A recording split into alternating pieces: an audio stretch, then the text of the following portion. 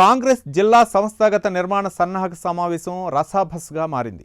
కరీంనగర్ నియోజకవర్గ ఇన్ఛార్జి పురుమల్ల శ్రీనివాస్ చేసిన వ్యాఖ్యలు సమావేశంలో తీవ్ర గందరగోళానికి దారితీశాయి.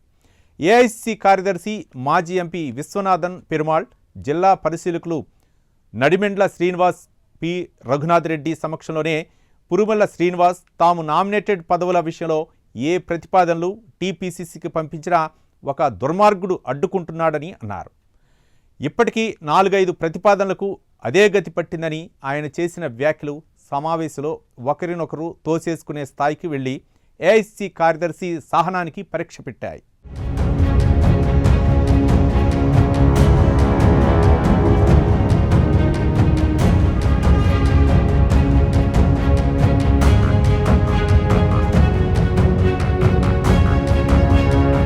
జిల్లా కాంగ్రెస్ అధ్యక్షుడు మానుకొండూరు శాసనసభ్యుడు డాక్టర్ కవ్వంపల్లి సత్యనారాయణ అధ్యక్షతన కరీంనగర్ డీసీసీ కార్యాలయంలో సంస్థాగత నిర్మాణ సన్నాహక సమావేశం జరిగింది. ఈ సమావేశానికి ఏఐసిసి కార్యదర్శితో పాటు జిల్లా పరిశీలకులు హాజరయ్యారు. సమావేశంలో మాట్లాడిన కరీంనగర్ అసెంబ్లీ నియోజకవర్గ ఇన్ఛార్జ్ పురుమల్ల శ్రీనివాస్, పార్టీకి కార్యకర్తలే దేవుళ్లని, అధికారంలోకి వచ్చి 16 నెలలు గడిచినా వారికి నామినేటెడ్ పదవులు ఇవ్వకపోవడంతో వారిలో అసంతృప్తి పెరిగిపోతుందని అన్నారు.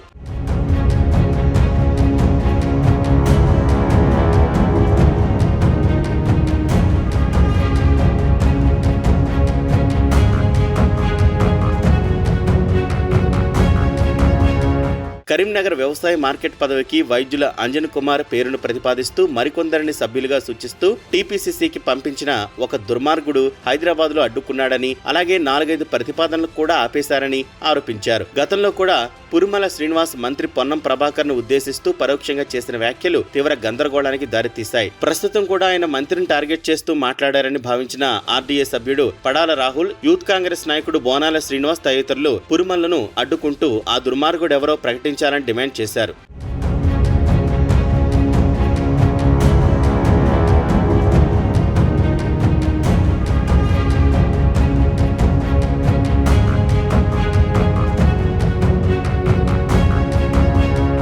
ఒక దశలో వేదికపైన ఒకరినొకరు తోసుకుంటూ తీవ్ర గందరగోళ పరిస్థితిని సృష్టించడంతో డీసీసీ అధ్యక్షుడు కవ్వంపల్లి వారందరినీ స్టేజ్ కిందకు నెట్టేయాల్సిన పరిస్థితి ఏర్పడింది. అరగంట సేపు సమావేశాన్ని నిలిపివేసి ఆ తర్వాత కొనసాగించాల్సి వచ్చింది. పురుమల్ల శ్రీనివాస్ తన ప్రతిపాదనలను మంత్రి పొన్నం ప్రభాకర్ అడ్డుకుంటున్నాడని గతంలో కూడా మాట్లాడిన నేపథ్యంలోనే మంత్రివర్గీయులు పురుమల్ల మాట్లాడుతుండగా అడ్డు తగిలారు.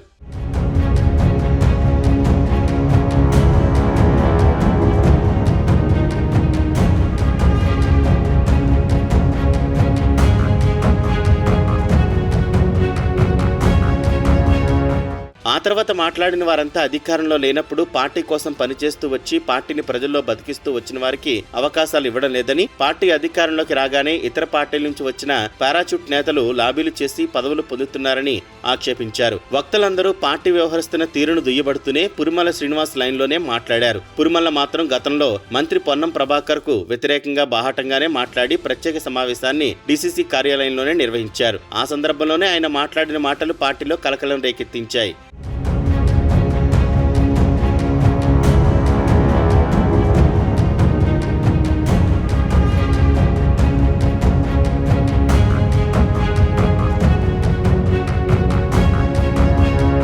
కొందరు కాంగ్రెస్ నాయకులు దీనిపై పార్టీ నాయకత్వానికి ఫిర్యాదు చేయగా క్రమశిక్షణ కమిటీ ఆయనను షోకాజ్ నోటీస్ జారీ చేసింది. దానికి పురుమల్ల జవాబు కూడా ఇచ్చారు. ఆ వివాదానికి అప్పుడు తెరపడింది. మళ్లీ ఇప్పుడు ఆయన దుర్మార్గుడని చేసిన వ్యాఖ్యలు పరోక్షంగా మంత్రిని ఉద్దేశించి అనే భావనకు వచ్చిన కొందరు సంస్థాగత నిర్మాణ సమావేశాన్ని రసాభాసగా మార్చారు. దీంతో ఏఐసిసి కార్యదర్శి విశ్వనాథన్ పార్టీ లైన్ తప్పిన వారిని ఉపేక్షించేది లేదు, క్రమశిక్షణ చర్యలు తీసుకుంటామని హెచ్చరించే పరిస్థితి ఏర్పడింది.